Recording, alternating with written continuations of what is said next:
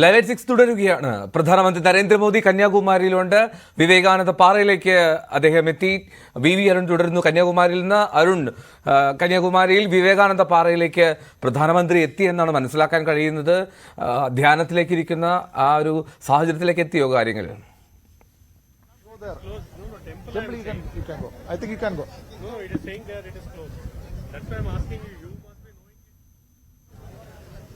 ഇപ്പോൾ പ്രധാനമന്ത്രി നരേന്ദ്രമോദി വിവേകാനന്ദ പാറയിൽ എത്തിക്കഴിഞ്ഞു. അദ്ദേഹം അവിടേക്ക് കയറിപ്പോ ദൃശ്യങ്ങൾ നമ്മൾ അല്പസമയം മുമ്പാണ് കണ്ടത്. അവിടെ അദ്ദേഹം ധ്യാനമിരിക്കാൻ തുടങ്ങിയിരിക്കുന്നു. നേരത്തെ പറഞ്ഞ ചെറിയൊരു വ്യത്യാസമുണ്ട്. ഇവിടെ ആളുകൾക്ക് ഇവിടേക്കൊക്കെ പ്രവേശനമുണ്ടെങ്കിലും അമ്പലം ഈ ശ്രീ കാഞ്ചി കാമകോടി പീഠമടക്കമുള്ള ഇവിടെ കന്യാകുമാരി ദേവീക്ഷേത്രം അടക്കമുള്ളവരുടെ ആളുകളെ കടത്തിവിടുന്നില്ല എന്നൊരു പരാതി ഇപ്പോൾ ആളുകൾ ഉന്നയിക്കുന്നുണ്ട്. ഇവിടേക്ക് ത്രിവേണി സംഗമത്തിന് അടുത്തേക്ക് ആളുകൾ കടന്നു വരാൻ കഴിയുമെങ്കിലും അമ്പലത്തിനുള്ളിലേക്കൊന്നും ഇപ്പോഴും ആളുകളെ പ്രവേശിപ്പിച്ച് തുടങ്ങിയിട്ടില്ല. അതിന്റെ പരാതികൾ ഒക്കെ ആളുകൾ പറയുന്നുണ്ട്. ഏതായാലും നമുക്ക് ഈ പ്രധാനമന്ത്രി ഇപ്പോൾ അവിടെ എത്തി എന്നതിന്റെ ദൃശ്യങ്ങൾ നമ്മൾ നേരത്തെ കണ്ടുകഴിഞ്ഞു. ഇനിയുള്ള ഒരു 2 രാത്രിയും 2 പകലുകളും അദ്ദേഹം ഇവിടെ ഈ വിവേകാനന്ദ പാറയിൽ ധ്യാനമിരിക്കും. അതാണ് അദ്ദേഹത്തിന്റെ ഈ ഷെഡ്യൂൾ അനുസരിച്ച്. മറ്റന്നാൾ വൈകിട്ട് മാത്രമാകും അദ്ദേഹം ഇവിടെ നിന്ന് തിരുവനന്തപുരത്തേക്ക് മടങ്ങുക.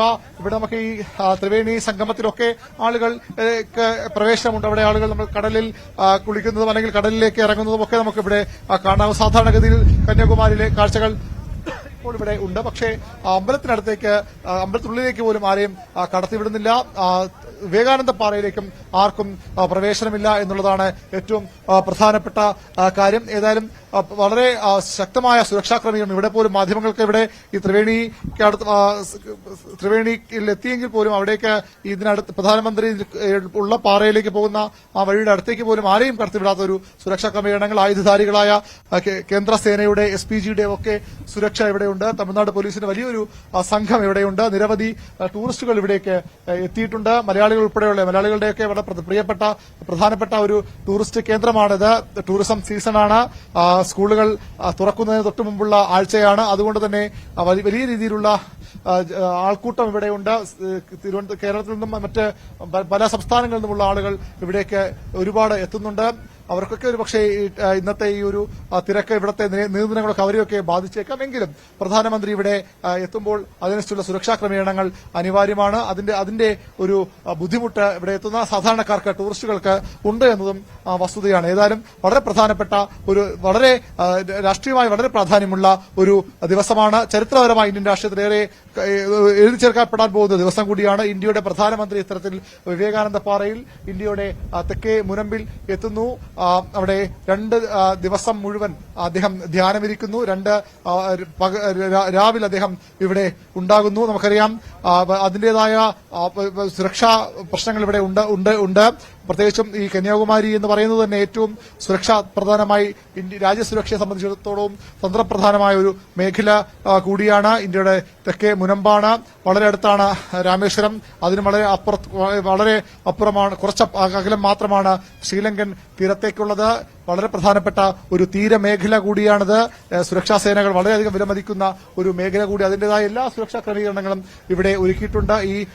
ഇതിനു ചുറ്റും ഈ വിവേകാനന്ദ പാറയ്ക്ക് ചുറ്റും ഇന്ത്യൻ സേനയുടെ വലിയ നിരീക്ഷണമുണ്ട്. പടക്കപ്പലുകളടക്കം അണിനിരത്തിക്കൊണ്ടുള്ള സുരക്ഷാ വിന്യാസമുണ്ട്. ഒരു തരത്തിലുള്ള സുരക്ഷാ പാളിച്ചകളും സംഭവിക്കാതിരിക്കാനുള്ള ജാഗ്രതയോടുകൂടി ഇന്ത്യൻ സൈന്യം ഇന്നും നാളെയും മറ്റന്നാൾ പകലും ഇവിടെ കാവൽ നിൽക്കുമെന്ന് ഉറപ്പാണ്.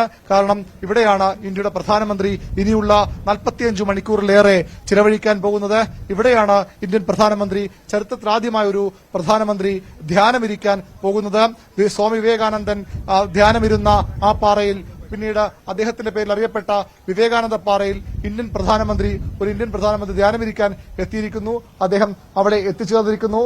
ഇനിയുള്ള മണിക്കൂറുകൾ അദ്ദേഹം വിവേകാനന്ദ പാറയിലാകും തുടരുക. അതുതന്നെയാണ് ഇവിടത്തെ ഈ തീരത്തിന്റെ പ്രാധാന്യം വർദ്ധിപ്പിക്കുന്നത്. ഈ വിവേകാനന്ദ പാറയുടെ വളരെ അടുത്തുള്ള ദൃശ്യങ്ങളാണ് നമ്മൾ ഇപ്പോൾ കാണുന്നത്. നേരത്തെ പ്രധാനമന്ത്രി കയറിപ്പോയ വാതിലാണ് നമ്മൾ ഇതിന്റെ ഇടതുവശത്ത്, സ്ക്രീനിന്റെ ഇടതുവശത്ത് കാണാൻ കഴിയുന്നത്. അതുവഴിയാണ് പ്രധാനമന്ത്രി പാറയ്ക്കുള്ളിലേക്ക് പ്രവേശിച്ചത്.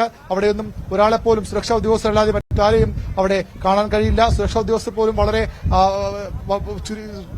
എണ്ണപ്പെട്ട ഉദ്യോഗസ്ഥർ മാത്രം. അത്രയധികം ശാന്തത, സമാധാനം പ്രധാനമന്ത്രി ആഗ്രഹിക്കുന്ന മണിക്കൂറുകളാണ്. അതുകൊണ്ട് തന്നെ ഒരു തരത്തിലുള്ള ശല്യവും അദ്ദേഹത്തിന് ഉണ്ടാകാതിരിക്കാനുള്ള ശ്രമം ഉദ്യോഗസ്ഥരുടെ ഭാഗത്തുണ്ട്. കടൽ ചുറ്റും, ഈ പാറയ്ക്ക് ചുറ്റും സുരക്ഷാ ഏജൻസികൾ ഇതിനകം ഏറ്റെടുത്തു കഴിഞ്ഞു. ഒരു തരത്തിലുള്ള വീഴ്ചയും ഉണ്ടാകാത്ത തരത്തിലുള്ള ഇത് നമുക്ക് ദൃശ്യങ്ങൾ കാണാം. സുരക്ഷാ സംവിധാനങ്ങൾ ചുറ്റും ഇന്ത്യയുടെ നാവികസേനയുടെ സേനാ വിന്യാസങ്ങൾ നമുക്ക് കാണാം. രാത്രി മുഴുവൻ ഉറക്കമൊഴിയാതെ ഉദ്യോഗസ്ഥർ ഇവിടെ കാത്തിരിക്കും. ഉദ്യോഗസ്ഥർ ഇവിടെ ഉണ്ടാകും. ദൂരെ കുറച്ച് വിദൂര ദൃശ്യങ്ങളിൽ നമുക്ക് കപ്പലുകളുടെ ഒരു നിര കാണാം, നീണ്ട നിര കാണാം. അത് ഇന്ത്യൻ നാവികസേനയുടെ ഏറ്റവും അഭിമാനങ്ങളായ പടക്കപ്പലുകൾ തന്നെ ഇവിടെ പ്രധാനമന്ത്രിയുടെ സുരക്ഷയ്ക്കായി അണിനിരത്തുകയാണ്.